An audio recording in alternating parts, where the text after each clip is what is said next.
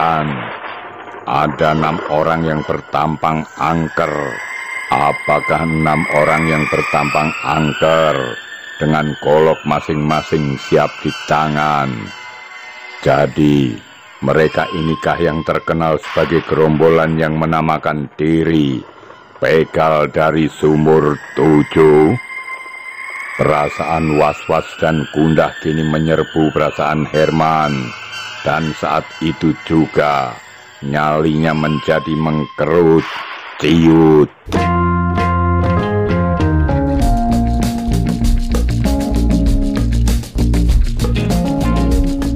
Misteri Begal Sumur 7.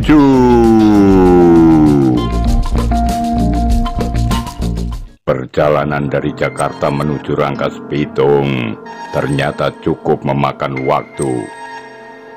Tentu karena kondisi kereta api saat itu, tahun 70-an, belum sebagus sekarang.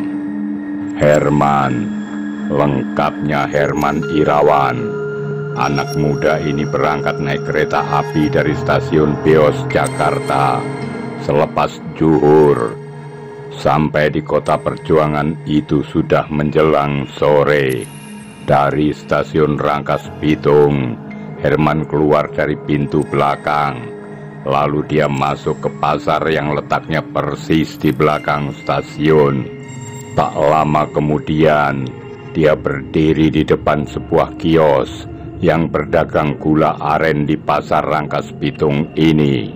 Dan dari seorang kenalannya, Mang Diman, yang punya kios gula aren itu, dia meminjam sepeda motor, sekaligus mengajak keponakannya yang bernama Ukon.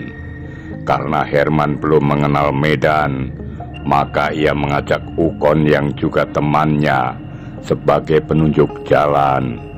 Mereka hendak ke desa Cikario yang berjarak sekitar 42 km dari sini. Setelah melewati kota Pandeglang, lalu mengambil arah ke kiri. Sebenarnya ada jalan yang lebih dekat, tapi kata Ukon banyak melewati jembatan yang memakai bambu atau kayu dolken, sehingga tidak bisa dilewati sepeda motor.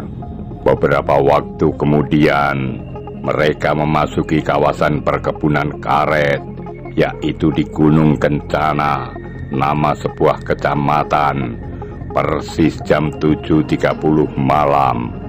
Sambil mengisi bensin eceran, Herman bertanya pada penjualnya, "Mang, kalau mau ke Cikario sebaiknya lewat mana ya?"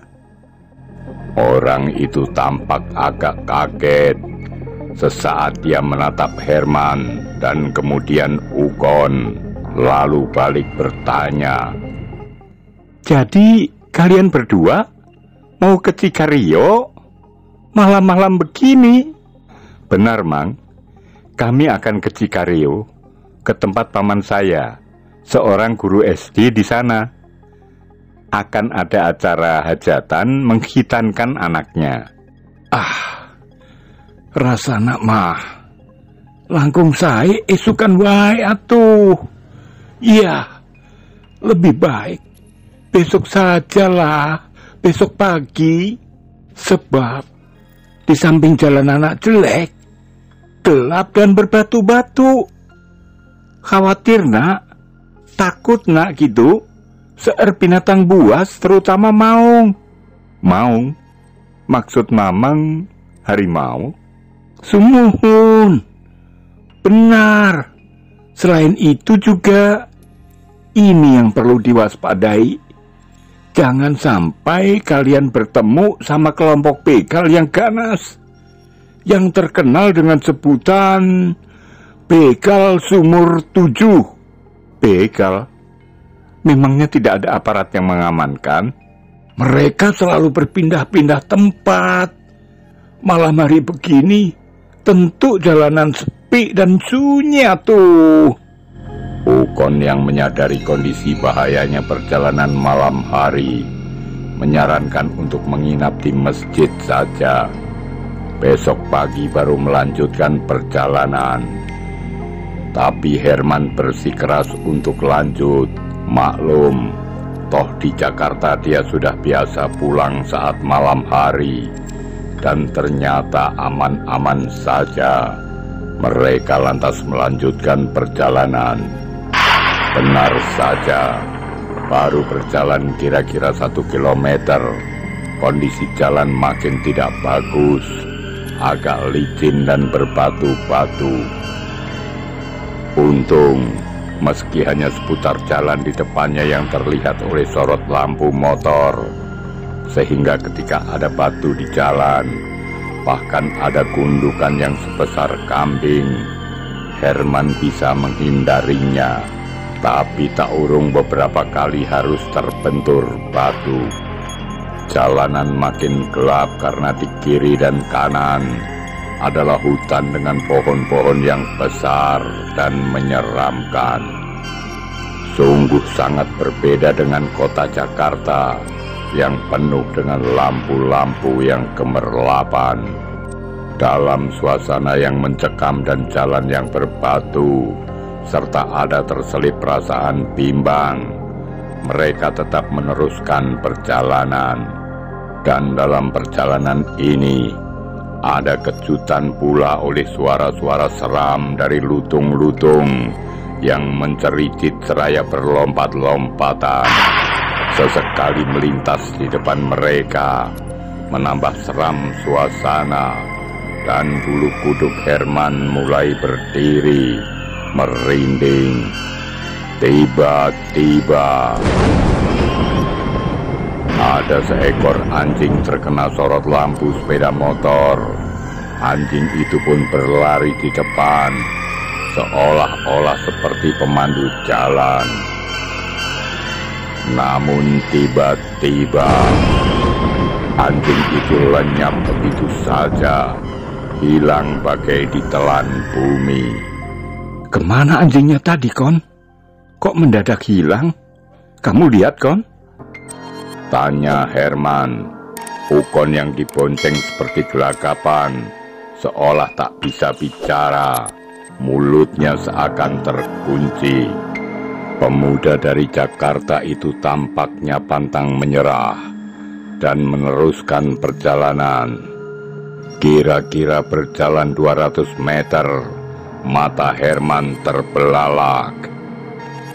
Tiba-tiba ada seekor ular yang besarnya nyaris sebesar paha orang dewasa melintas jalan dengan santai.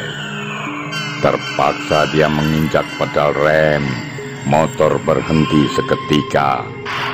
Sambil memandangi ular yang menyeberang, dada Herman terasa berdesir, takut. Setelah yakin ular itu benar-benar melintas, barulah meneruskan perjalanan. Monyet-monyet yang berlompatan di atas kepala mereka sudah tak lagi dihiraukan. Kini yang mereka takutkan hanyalah jika bertemu maung atau harimau. Dengan perasaan yang pasrah, mereka pun meneruskan perjalanan. Di kejauhan Herman melihat ada cahaya lampu remang-remang. Semakin dekat semakin tampak jelas sinar lampu itu. Ternyata bukan lampu dari sebuah rumah, melainkan sebuah bangunan kecil yang dikelilingi tembok putih. Rupanya itu adalah sebuah cungkup atau bangunan kecil, tempat pesarean orang meninggal. Sungguh aneh, benar-benar di luar nalar.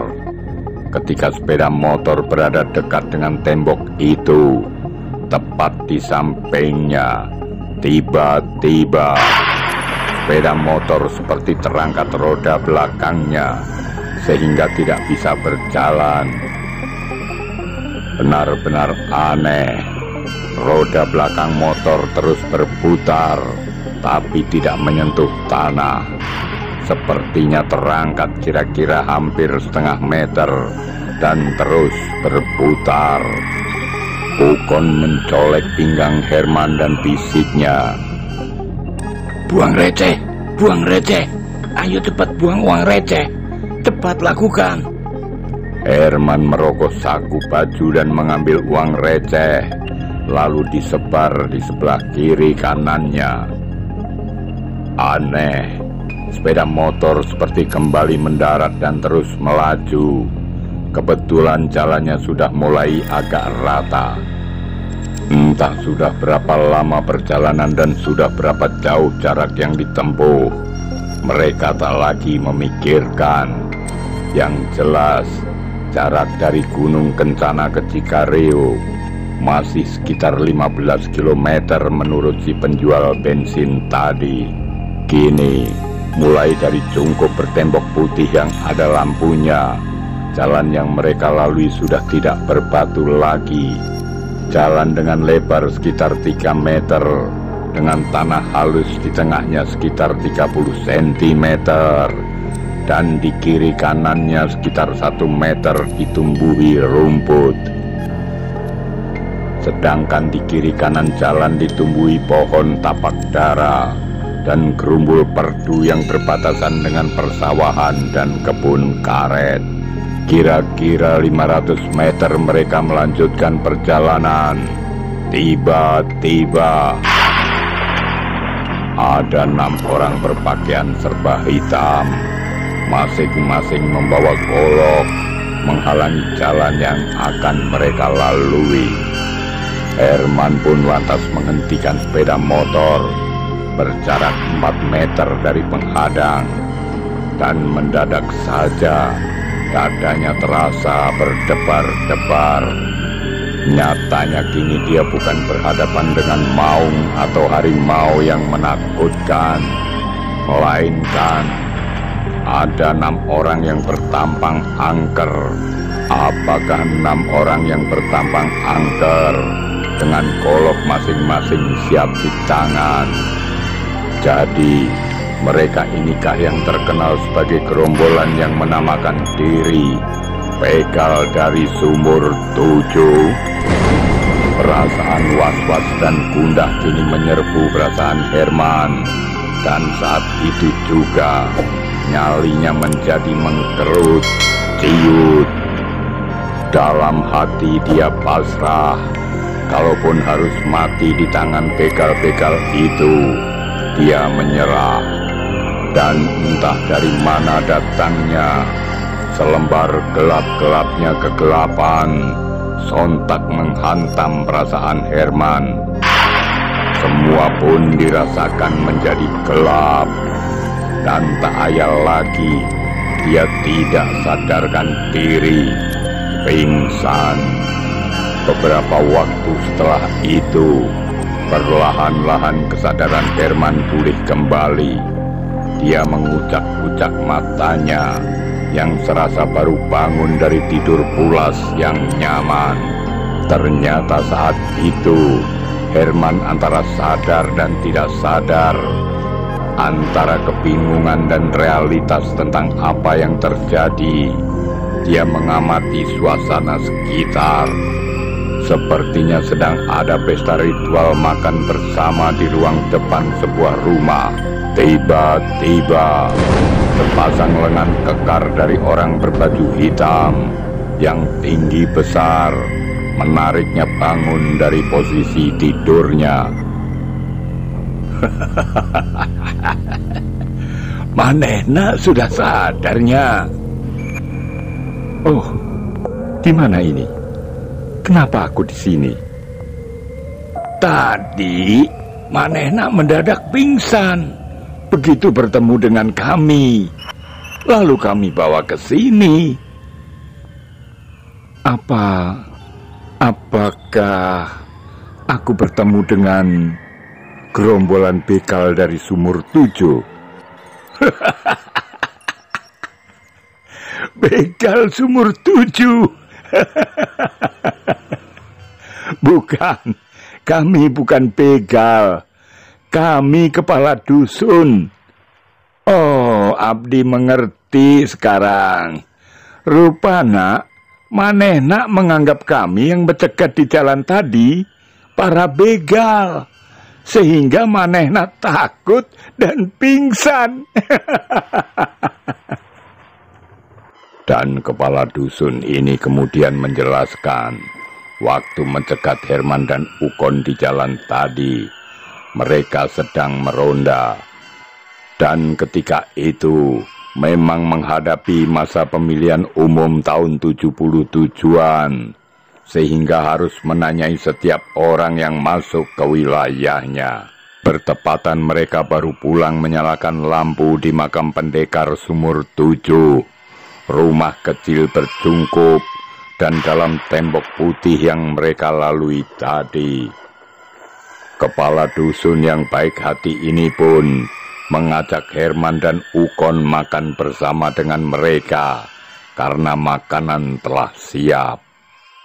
Di pagi harinya, mereka pun dipersilahkan melanjutkan perjalanan ke tempat yang mereka tuju, yaitu desa Cikareo, yang masih berjarak sekitar 3 kilometer. Setelah mengucapkan terima kasih, Herman dan Ukon pun melanjutkan perjalanan. Dan kisah-kisah misteri narasi artis akan tetap mengunjungi Anda. Sampai jumpa.